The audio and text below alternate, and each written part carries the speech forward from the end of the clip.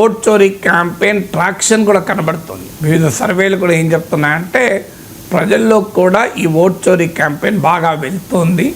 ప్రజలలో ఒక రకంగా ప్రశ్నలు ఎన్నికల కమిషన్ వ్యవహార సరళి పైన సీరియస్ క్వశ్చన్స్ రైజ్ అవుతున్నాయి అనేది వివిధ సర్వేల అభిప్రాయం కూడా.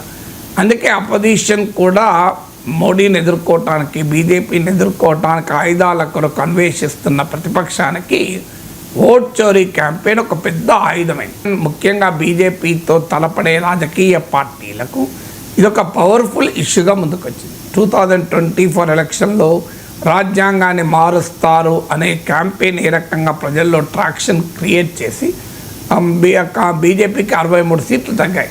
సో అందువల్ల ఇప్పుడు ఒక రకంగా బీజేపీని ఎదుర్కోవటానికి ఎలా అని ఇష్యూస్ కొరకు వెతుకుతున్న ప్రతిపక్షాలకి ఇది ఒక బ్రహ్మాండమైన ఇష్యూగా దొరికింది. దాంతో ఎలక్షన్ కమిషన్ ఇస్తున్న స్పందన ఎలక్షన్ కమిషన్ పైన కాన్ఫిడెన్స్ పెంచకపోగా ఉన్నది కూడా తగ్గించారు.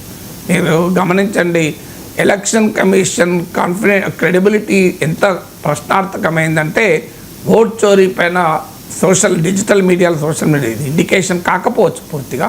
చూడండి, ప్రతి వీడియో లక్షల మంది చూస్తున్నారు. అంటే ఒక రకంగా ప్రజల్లో అట్రాక్షన్ ఉంది అనడానికి ఇది ఒక ఉదాహరణ.